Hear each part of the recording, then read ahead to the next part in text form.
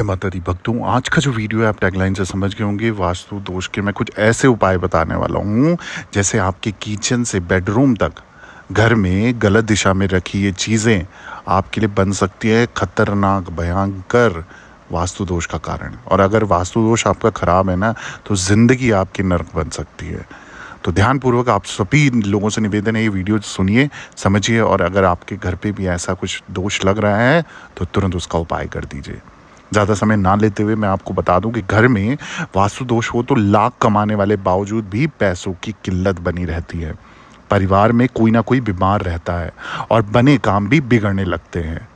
अगर मैं वास्तु शास्त्र के अनुसार चलूं तो घर में वास्तु दोष तब पैदा होता है जब कोई सामान सही दिशा या सही स्थान पर ना रखा हो।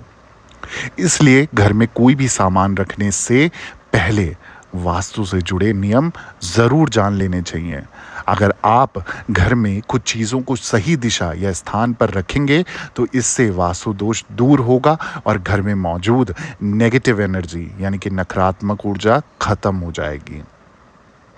आज मैं आपको घर के बेडरूम से किचन तक में रखी कुछ ऐसी चीज़ों के बारे में बताने जा रहा हूँ जिन्हें गलत दिशा या स्थान पर रखने से भयंकर वास्तु दोष लगता है।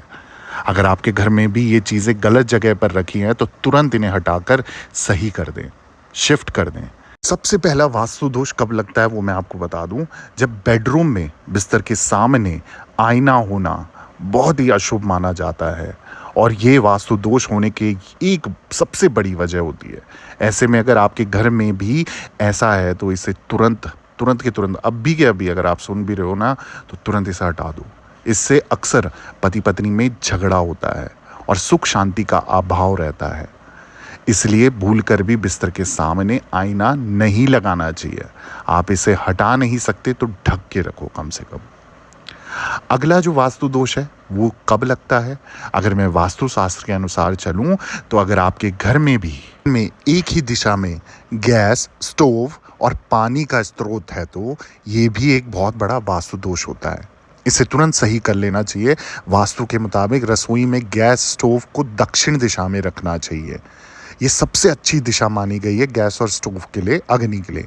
और इस दिशा में इन चीज़ों को रखने से आपसी संबंध मधुर बने रहते हैं और पैसों की कमी कभी नहीं होती। अगला जो वास्तु दोष है ये भी बड़ा खतरनाक है, भयंकर है भाई, ध्यान रखने वाली बात है। अगर मैं बात करूं आपके घर के खिड़की दरवाज़ों की, अगर आपके घर में खिड़की दरवाजे टूटे हैं या फिर उनसे आवाज़ आती है तो ये एक बहुत बड़ा वास्तु दोष का कारण बनता है। ऐसे में टूटे फूटे जो चीज़ें आपकी दरवाजे खिड़की हैं उनकी तुरंत मरम्मत करवा लेनी चाहिए, उनको तुरंत ठीक करवा लेना चाहिए। मैं आपको बता दूं कि खिड़की दरवाजे से किसी प्रकार की आवाज़ आने से नकारात्मक ऊर्जा का संचार पैदा होता है और नकारात्मक ऊर्जा, नेगेटिव जो एनर्जी होती है वो उत्पन्न होती है। इसलिए समय समय पर इनके कब्ज़ों में तेल डालते रहें ताकि इससे आवाज़ ना आए। अगली जो चीज़ है वो मैं आपको बता दूं कि इसके अलावा अगर आपके जो घर के मध्य भाग में यानी कि घर के बीचों बीच में कोई भारी सामान रखा है तो उसे तुरंत हटा देना चाहिए। इससे परिवार के मुखिया पर कर्ज का बोझ बना रहता है और उसे कभी मुक्ति नहीं मिलती उस कर्ज से। ऐसे में भूलकर भी घर के बीच कोई भी भारी सामान ना रखें। साथ ही ये घर में सकारात्मक ऊर्जा के प्रवाह को भी बाधित करता है, रोकता है। ठीक है, तो अगर आपके घर के बीचों बीच में आप देखेंगे बीचों बीच में अगर कोई भारी सामान पड़ा है ना तो आपके घर में जो व्यक्ति होगा, जो गार्जियन होगा, जो मेन मुखिया होगा वो कर्ज में डूबा होगा और वो कर्जे से निकलने की कोशिश करेगा पर उसके ऊपर और कर्ज हो जाएगा।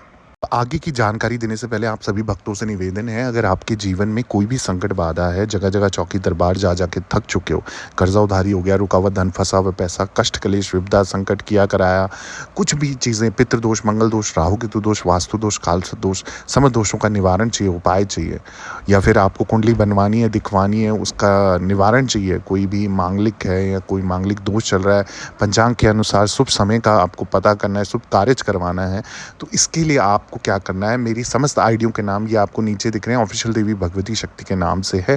आप मुझे इंस्टाग्राम पे, फेसबुक पे, पिंटरेस्ट पे, थ्रेड्स पे, यूट्यूब के माध्यम से आप मुझे इस नाम से ढूंढ सकते हैं, संपर्क कर सकते हैं। आपको अपॉइंटमेंट लेनी है मुझसे। एक छोटा सा अमाउंट पे करने के बाद आपको समय दिया जाएगा। उस निर्धारित समय पे आपके जो भी सवाल होंगे आपके सुने जाएंगे, समझे जाएंगे और उसके आधार पे आपको 100% उपाय देने की कोशिश करी जाएगी। तो जो भी संकट बाधा होगी, जो भी परेशानी होगी, उसका निवारण कर दिया जाएगा। अब आगे की जानकारी देते हुए मैं आपको बता दूं, अगर वास्तु दोष की जैसे मैं जानकारी दे रहा हूं, अगर किसी भी प्रकार का वास्तु दोष आपके घर पे हो गया है तो आप समझ जानकारी के लिए भी मुझसे संपर्क कर सकते हैं या जानकारी ले सकते हैं। अब मैं बात करूंगा घर में सकारात्मक ऊर्जा के संचार के लिए मुख्य द्वार का साफ सुथरा होना, व्यवस्थित होना बहुत ज़रूरी होता है। अगर आपका मुख्य जो मेन एंट्रेंस है वो अगर साफ़ सुथरा नहीं है, आपका डिसिप्लिन तरीके से नहीं है, गंदगी है, ऊबड़ खाबड़ है, टूटा फूटा है, कचरा जमा रहता है, तो ये चीज़ें एक तरीके का वास्तु दोष, नकारात्मक ऊर्जा का प्रभाव इतना बढ़ा देती है कि जब स्टार्टिंग ही मतलब शुरुआत ही जब अच्छी नहीं होगी तो अंत भी बुरा होता है फिर। इसके अलावा ध्यान दें कि मुख्य द्वार के ठीक सामने कोई बड़ा पेड़ या फिर कोई बड़ा खंबा या फिर कोई अन्य प्रकार की बाधा नहीं होनी चाहिए। इससे माँ लक्ष्मी नाराज होती है और दूसरा आपके घर से दूर चली जाती है। तो लक्ष्मी माँ को मनाना है ना, तो अपनी मेन एंट्रेंस हमेशा साफ रखनी चाहिए। सुबह उठ के उसको धुलना चाहिए, उसको साफ रखना चाहिए और एंट्रेंस अपनी सजावट के साथ, रंगोली के साथ आपको रखनी चाहिए, ताकि कि जब भी कोई भी प्रवेश करे, आप खुद भी प्रवेश करें, तो आपको एक अलग सा एक सकारात्मक ऊर्जा का प्रभाव, एक अंदर से भाव आना चाहिए, है ना। तो अगर आप ऐसा करते हैं तो माँ लक्ष्मी आपसे अत्यंत प्रसन्न रहेगी, आपके घर में स्थिर वास रखेगी। साथ ही साथ आपको अगर वास्तु दोष से बचना है तो अपने घर में किसी भी प्रकार की सीपेज हो दीवारों पे, दरारें हों दीवारों पे, या फिर आपके नल टपक रहे हों, इनको तुरंत ठीक करा देना चाहिए।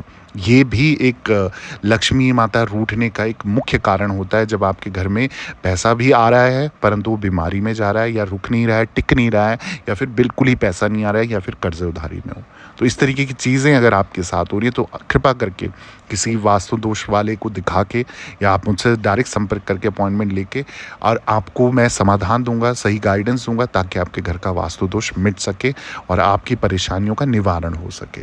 अगर वीडियो पसंद आया ना तो जय माता दी लिख देना कमेंट में, और ज़रूरतमंद लोगों के साथ शेयर कर देना और लाइक कर देना और चैनल सब्सक्राइब ज़रूर कर देना, ठीक है। बाकी दरबार में बने रहिए। ऑफिशियल देवी भगवती शक्ति मेरी माँ डाट काली की तरफ से आपको जय माता दी, जय माँ डाट काली।